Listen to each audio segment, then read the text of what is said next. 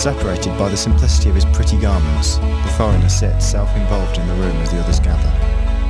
Most here are watching indifferently, so expectant of his presence that only his absence would stir any discussion.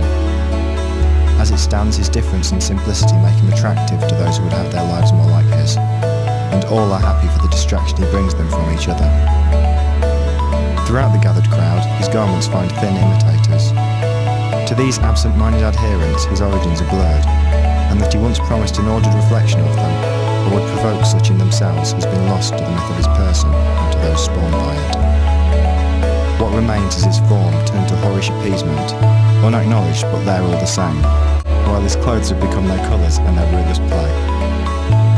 Some groups in the room are more aware of him, but are divided as to the source of his appeal. To the right sit those who glory in his celebrity. A product of him, they wallow in the self-sufficiency and play, but are made trivial by his otherness. In the corner sit the scientists with their notepads, looking tables and charts of his every flicker and meaning.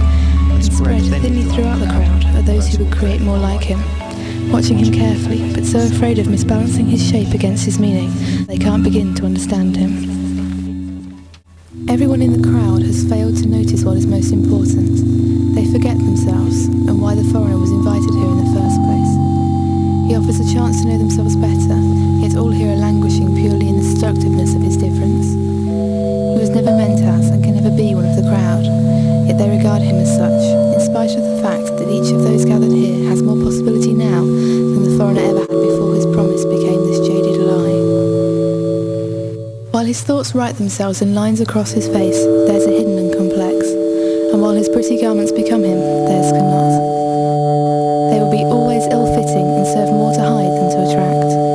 The real beauty of those in the crowd only shows itself beneath the tensions of these fabrics as they stretch themselves across the bodies beneath.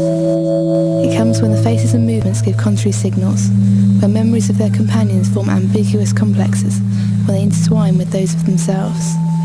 The life in the crowd cannot be seen, but it is hinted at in the things unsaid, in the awkward smiles and guesswork, and most of all in the things they do to bypass all this. They convince themselves with bastardized science, intuition and idle chat, that they know for sure what, if they truly knew, would render all this pointless. The people are glorious but blinded. They want only to recreate themselves more simply, and in all imitation of the one they gather